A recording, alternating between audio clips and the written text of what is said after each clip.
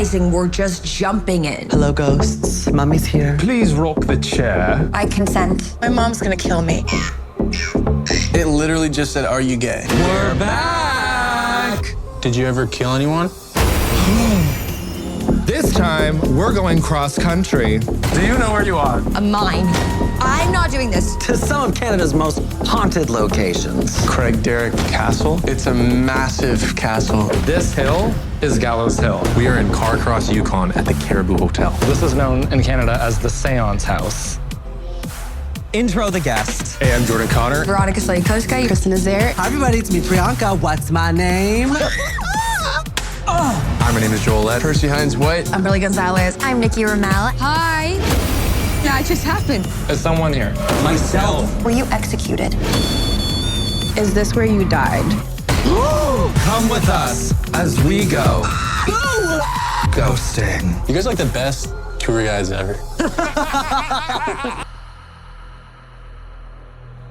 Absolutely, yes. Introduce each other. Okay, you may know Luke Hutchie from his hit series Ezra, where he starred as the titular character. Not only did he star in it, but he also wrote and produced it, and it's a project near and dear to our hearts because it's where we met. And from there, Luke has gone on to be the incredible star and co-creator of Ghosting, the series we're here to talk about today. So talented, super attractive, and often mistaken for Megan Fox. So people have a hard time, but lovely still. And this is Matthew Finlan, not Troye Sivan, although he gets it a lot. He is an incredible actor, most notable as playing the hot, crazy brother in Orphan First Kill, the sequel to the infamous movie Orphan from 2009. He also has an incredible movie coming up called Hell of a Summer, released worldwide theatrically. Finn Wolfhard and Billy Brick's theatrical debut, directing April 4th, worldwide release. And he's also the co-creator and star of Ghosting, which is our show that drops season 2, March 21st on CBC. Check out Divine Oracle podcast with your hosts Gypsy Lady Eva and Brother Chris as they discuss spiritual topics and current events. Sit back and listen. Podbean, and then with YouTube. For more Haunting Live real experiences, be sure to follow us on our social on Instagram, Thread, Facebook, and also Blue Sky. And don't forget to also check us out on our official website, hauntinglivepodcast.com. Thank you very much, guys, for coming on again to Haunting Live for a special episode featuring the new season of Ghosting coming to CBC. For those that maybe didn't see you guys yet or know who you are from the first season, can you just sort of introduce each other and tell us a little bit about what you guys do on the show? Absolutely. Yes. Introduce each other. Okay. You may know Luke Hutchie from his hit series Ezra, where he starred as the titular character. Not only did he star in it, but he also wrote and produced it. And it's a project near and dear to our hearts because it's where we met. And from there, Luke has gone on to be the incredible star and co-creator of Ghosting, the series we're here to talk about today. So talented, super attractive, and often mistaken for Megan Fox. So people have a hard time, but lovely still. And this is Matthew Finlan, not Troye Sivan, although he gets it a lot. He is an incredible actor, most notable as playing the hot, crazy brother in Orphan First Kill, the sequel to the infamous movie Orphan from 2009. He also has an incredible movie coming up called Hell of a Summer, released worldwide theatrically. Finn Wolfhard and Billy Brick's theatrical debut, directing April 4th, worldwide release. And he's also the co-creator and star of Ghosting, which is our show that drops season 2, March 21st on CBC Gem. Awesome. So that was perfect. That was so sweet. That was awesome. So sweet. I love that. I'm gonna take that soundbite. I'm gonna play it every morning. You can use it for your own promos on when you guys need some promo stuff. Exactly. Well, again, thank you so much. I really appreciate you guys coming on and talking a little bit about the new season, which is coming out very soon. My first question, is this going to be aired on CBC television or is it still on CBC Gem? It's CBC television. Season 1 was also CBC television. We premiered on Gem first and then it was on linear TV. I believe the same thing is happening this season. However, we are dropping on CBC Gem and YouTube Canada this season at the same time. So all episodes will be available on YouTube on CBC's account come March 21st as well. Yeah. So there are no excuses not to watch it. You know, it's free. You don't even have to make a CBC Gem account if you don't feel inclined to. You have no choice but to watch it now. Sorry, Yeah. everybody has to watch it. You have to, because there will be a Q&A after you watch it, because you have to answer the questions, right? Exactly. You have to pass. Awesome. So tell me a little bit about, well, maybe the viewers might not know, how did CBC Ghosting get started? What sort of started the whole series? Just quickly, we touched upon it last time we talked to you, but maybe just briefly go into how it started. Yeah, we always call the show is sweetly the joke that went too far, but that's because it came out of such a fun moment on a trip that we were on. We were at a premiere in San Francisco, and Luke didn't know that Alcatraz was so close to the shore of San Francisco, and became hell-bent on trying to get there. And so we like ramshackled together this plan to try and get there on this like dinghy that we thought would get close, but in fact nothing happened what was supposed to. And so by the time we made it back to the shore, we were killing ourselves laughing at how everything went wrong, but it was like really entertaining and we had a great time.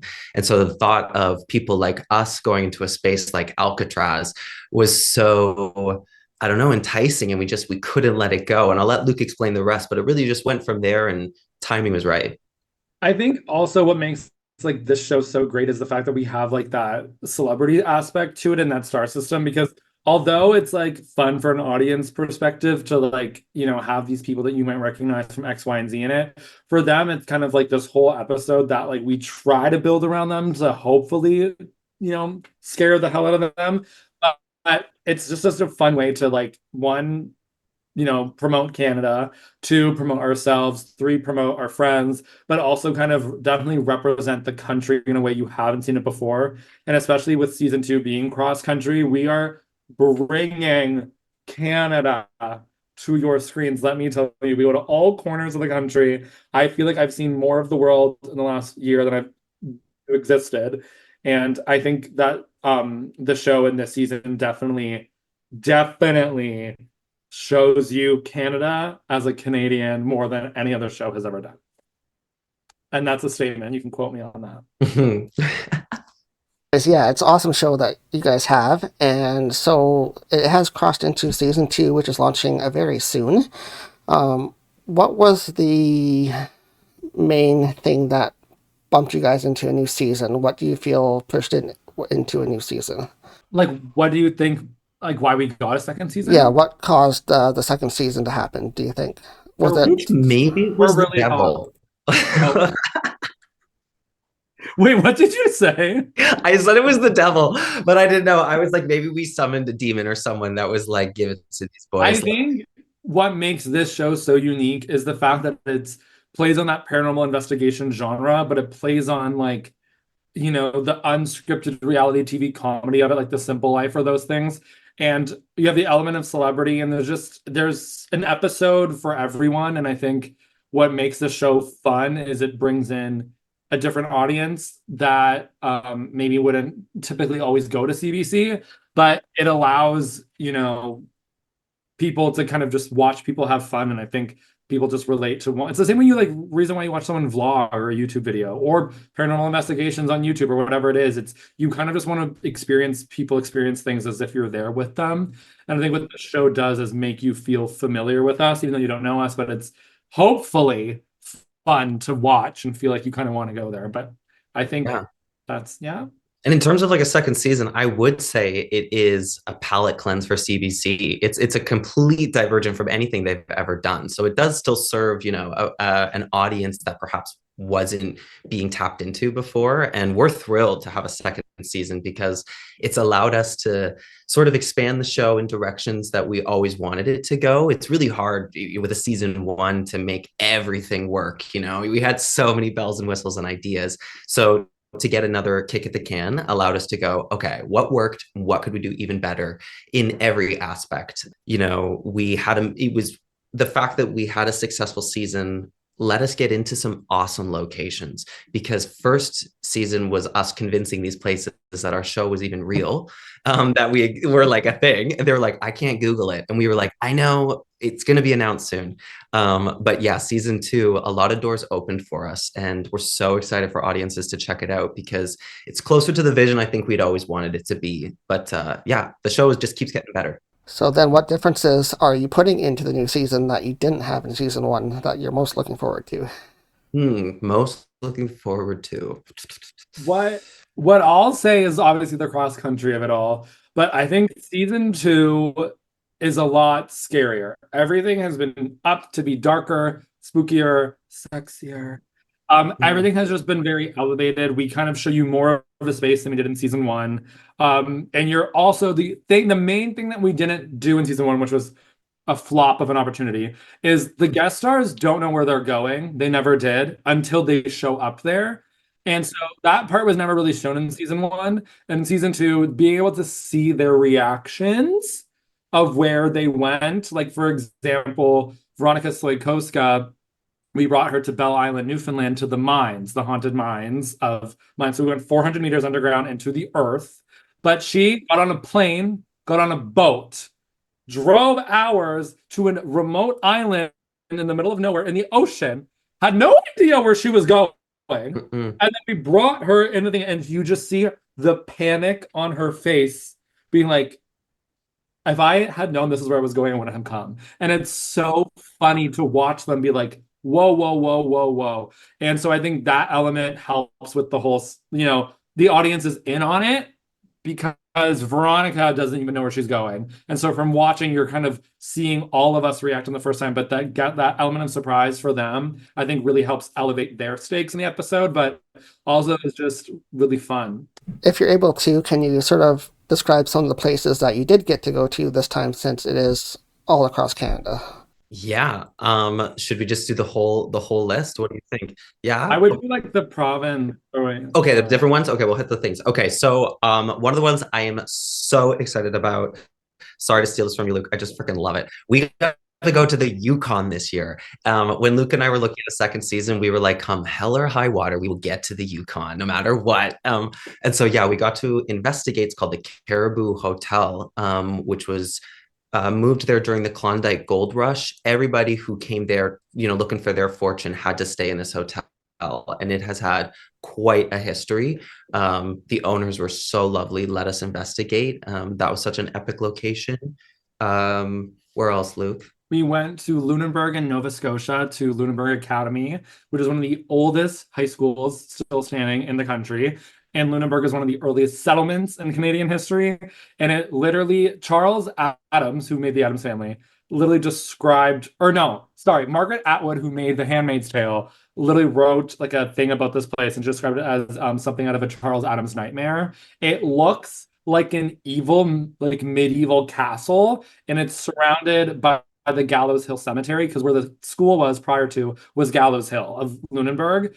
And it was just so insane. It's so scary. 1 million people were hung there. And that episode, it's the high school of it all. So we brought Nikki Ramel from Ginny and Georgia, because teen drama hangings, it's all, historically the same. But it was so insane. And then we went to Bell Island, and then we went to British Columbia to Craigdarroch Castle in Victoria, BC, which is one of the oldest still standing estates in the history of Canada to this day. It's like if you Google Haunted Castle, Craigdarroch Castle is going to come up right there. It's Craigdarroch and it's Hatley Castle, and we were basically tossing a coin to see where to go. And it turns out their history is related because it's the same family. And so we ultimately decided to go back to where the story originated rather than start at a different chapter. But the Craigdarroch Castle is incredible. I don't know if we have any listeners right now on Vancouver Island, but it's insane. Like, it's had 4 different stories, like 7 different staircases. The ghosts in that house were so active. Like, the other thing I'll say, this is a bit of a side tangent, but some of the evidence we collect this season is really cool. I'm being the believer myself. And I think in part that's because of the locations we got to access, because we're going to such energetically charged spaces that are the top tier of these provinces. Yeah. And then we also jumped into Kawartha Settlers Village, which is a pioneer museum or pioneer village, with Kristen Nazaire from Hell of a Summer with Matthew. We went to Fort Henry in Kingston, Ontario with Jordan Connor from Riverdale. And then we went to Fulford Place, otherwise known as the Seance House, with Umberly Gonzalez in Brockville, Ontario. So we cover, the occult, we cover war, we cover Victorian high school, we cover the gold rush, we cover royal families of Canada with every episode storyline is so different from each other and season one. Like, we do not repeat anything, and I think you are really getting an elevated version of this show this season.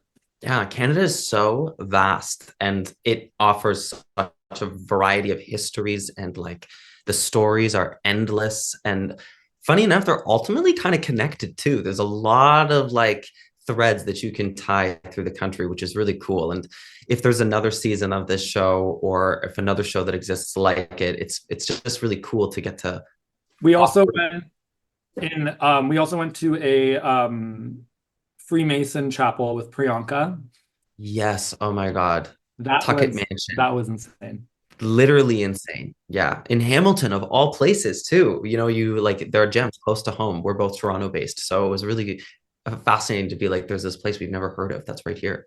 Yeah, there's a lot of Freemasonry stuff down that area, so that's pretty cool. I was going to say, you're talking about the castle out in Vancouver there. We might have a chance to actually go out there this year, so that might be one of those places that we get to go to also. So you absolutely should check it out. It's incredible. It's insane. So how was it traveling for you guys? Did you manage to get all of your traveling done in 1 year? Was it hard to get around to different places and booking all of them, or how was the actual travel part of it for you? I loved it. It was fun. Yeah, it was. We only had one hiccup due to a hurricane when we were trying to return home, but luckily it didn't delay anything for us, and we got to spend an extra night in Halifax. So it was really lovely to get to see the city. I think even with the traveling and with the show, the fact, although it was kind of like being on tour, we were kind of hitting a city and moving, so we didn't spend too much time anywhere, but we kind of made sure that while we were there to force our way into everything while we were there. But being able to, one, represent the country in the show and then actually see it and meet people there, and I don't know, it was so fun because all of these places are so different from one another. But I loved it. I loved the traveling. I feel like I really got to see Canada. I found out that my great uncle died on the Titanic. And there was just a lot of things. While we were in Lunenburg and Halifax, that has the cemetery where Luke's uncle is buried, of all places. It's not just I found out a random fact. It's no, Luke found out in proximity to the cemetery where he could go and prove it. It was just wild. How was that experience for you, Luke? Did you get to understand some more of your background then? Actually, did that kind of surprise you? Doing this show, you're going to find out more about your own family? It didn't surprise me because that makes sense to me. There's something about me in my life that me being related to a Titanic, I don't know if the right victim is probably not the right word, but someone who passed away on the Titanic, something about that lore just makes sense to me. I can't explain it, but it was great. I'm so, we talked about it in the episode a little bit, but I'm so grateful that we got to see Canada, and even with the Nova Scotia of it all, or whatever. I really feel like that episode is a representation of what it was like traveling, because it was just so much fun. And I think you see that it was being on tour, but you're on tour with all of your friends. It was just so fun. What type of evidence then would you like to talk about that you guys captured that's really scary in this season that people can check out? Okay, well, I don't want to give any of it away, because I do think audiences should go check it out for themselves, make their own opinions, discern for themselves. But I will say, I would say we capture what could be classified as a shadow figure, possibly. I would say that is something that does happen. I won't say which episode again, but that one of the things that's really cool this year, we expanded our toolkit a bit. And so we used some new tools, one of which is the Ovulus 5, that just allows for some more kind of direct conversational style communication with energy and ghosts. And so that evidence, audiences can decide for themselves. I obviously believe that we had some really cool conversations with some spirits we were speaking to. I don't know. Luke's always like jury's out on the evidence, so I don't know if there's any evidence. I think, like, yeah, I don't want to say anything because I don't want to give too much away, but I will say, me and Matthew, were pushed in many directions this season, and maybe in directions that people won't see coming. But I think there's so much that happens that at some point, both of us kind of have to look at ourselves in the mirror essentially and be like, okay. And I think that journey is really fun because we get to see a different side of both. Yeah, it's like I almost like I am still a believer, always a believer, maybe more a believer than the day I started, but my barometer for belief is starting to expand a bit. You know what I mean? Like the bar. Yeah. What I will say is we got attacked by a bat. That's in the episode. No rabies were contracted in this season, but it was scary. Yeah. Didn't something like that happen in the first season too? I think somebody saw Yes. bats Oh my or God, the fact that you something. remember. At Ockmar Manor, we had a bat problem, but this season at the Seance house with Umberly Gonzalez, we had a bit of a bat situation. And it's very funny when you watch it now because we all go on the floor and start screaming. I don't think we're all screaming. I Get would on say. the floor. But it's so funny. But yeah, there's a lot of bats in old places. At one point, the people who worked there just gave us the nets because they were like, they're here. Like, what do you want to do about it? And so we're walking around with like the bat nets, just trying to like get through. It was so funny. So funny. But I'm really proud to say this. We're the first televised investigation ever to be in Fulford Place. And we're among one of the first investigations, period. It was a location we tried to get season 1, but rightfully so. They were a little apprehensive about us, but I think we've earned our stripes. Like even how we ghost hunt, it's still,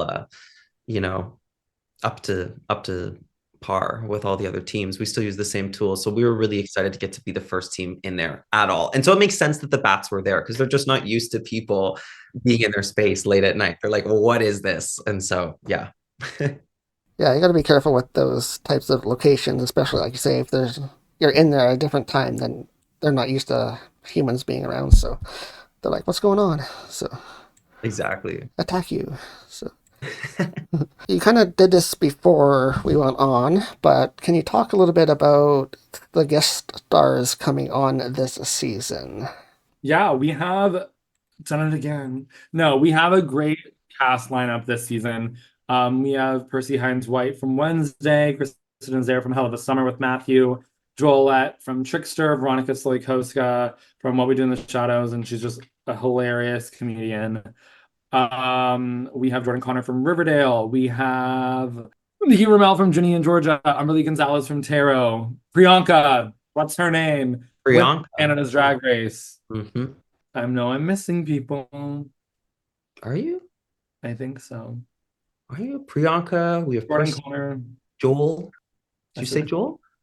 Then Veronica. I'll be in the press release, but there we have a great that's everyone of cast. Like I'm so grateful for everyone that did this show, but we have such a great lineup this season. And I think all of them have such different personalities, which makes it even more fun.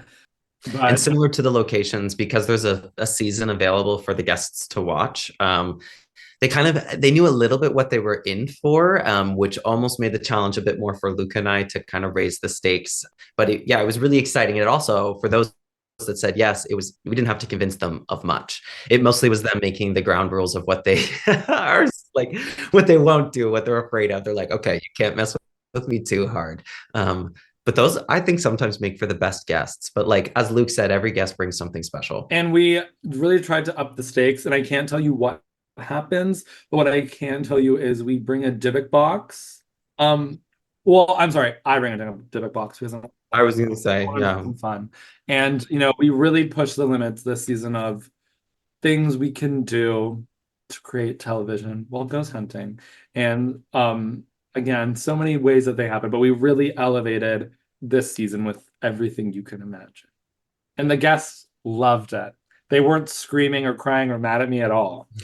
Oh, did we get to see some of them be mad at you this time? Yes. We'll see a lot of things this time. That's for sure. No one's the same. No one has the same reaction. Sorry to Krista in advance. Mm-hmm. Well, that's what I mean. Like, at least they are a bit prepared this season and can look back on the last season and see what it was all about and be a little prepared for what you might put them through this season. So that's good. Yeah. I mean, we definitely upped the stakes this season, but they were it's just fun. It's just I love watching people squirm. Yeah, the hardest part I think for a lot of our guests that they don't realize is they're like, wait, we actually shoot overnight? We're like, yeah, we're going until like 5 a.m. some nights, hopefully earlier, but like, yeah, you really do shoot overnight. And so it's like, okay, let's go. Let's drink some Red Bull.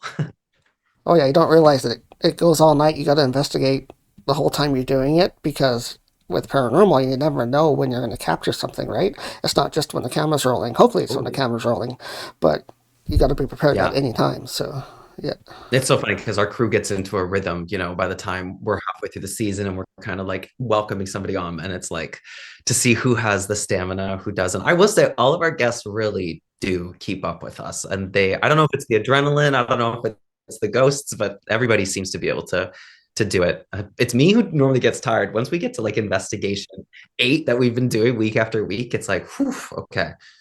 I don't know if I'm better at this or if I'm like more tired.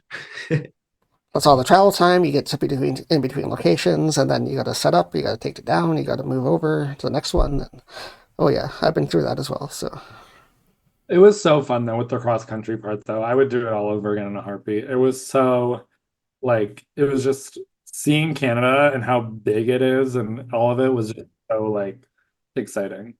did you That ever was think? so Did cool. you ever think it would get this big that you guys would actually get to travel like that? Or were you Yes, kind of I did.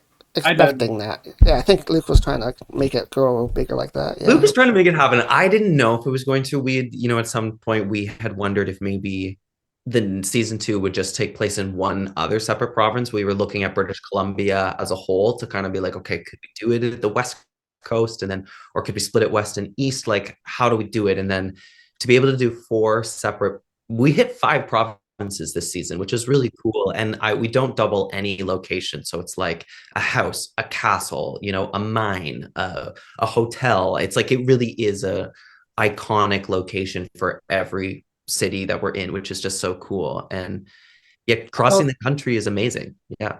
I also think even too what I think ghosting does well, and I think this is also to CBC as well in this and what I want to say was, I think when people think of Canada, and maybe it's not for Canadians, but there's a really specific idea of what that looks like. And I think that specific idea is probably 20% of the country. And I think you don't realize there's really hot people in the Yukon. There's really hot people in Newfoundland. It's huge. There's mountains everywhere. People are funny there. People are there. And it's like what the success of what this show does is it's kind of almost like the rebrand of what it means to be Canadian, because I feel like we're showing you what Canada looks like today. These are, celebrities from things that you definitely know, and they're in these places of Canada that you may not know, but we are basically showing you how fun it is and how big this country is in a way that I think is entertaining, fun, relatable, and new. And I think that alone with this show is so fresh. And I think CBC knows how to support Canadian talent and wants to support Canadian talent and support Canada in a way that they haven't been able to do yet.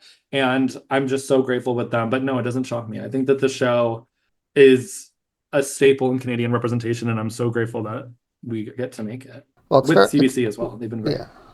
Yeah, I think their content is directly to Canadians, so I think your show fits that just perfectly. So I'm happy for you guys that you get to travel and see the country as well. So that's amazing. So I know you guys at the end of the series, after every episode, you do a little thing between each other that is it haunted or is it not haunted? So do you guys want to kind of go with maybe 1 or 2 locations and do a little back and forth on that? Like the ghosting verdict Of our paranormal investigation into blank. Yeah, where should we choose? Where should we choose? What do you think? I'll choose one and you choose one. The only one that I, for some reason, remember is Kevin and Devin's episode. I don't know why. Okay, I have a different one in my brain. What's yours? SDG jail. Okay, we can try. I don't know if I'm gonna remember it, but we can try. Okay. Okay. The ghosting verdict Of our paranormal investigation into the SDG jail is Not haunted? Obviously haunted. I actually don't remember what I Watch said. that episode. That's the one where Frankie is talking to the judge. It's haunted. I'm realizing we're just jumping in. Hello, ghosts. Mommy's here. Please rock the chair. I consent. My mom's gonna kill me. It literally just said, "Are you gay?" We're back! Did you ever kill anyone? This time, we're going cross country. Do you know where you are? A mine.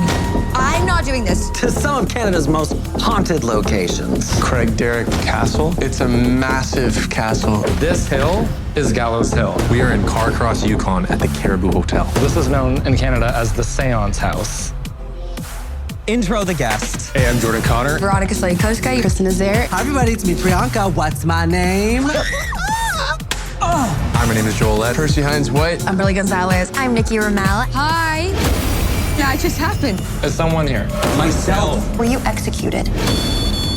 Is this where you died? Come with us as we go ghosting. You guys are like the best tour guides ever.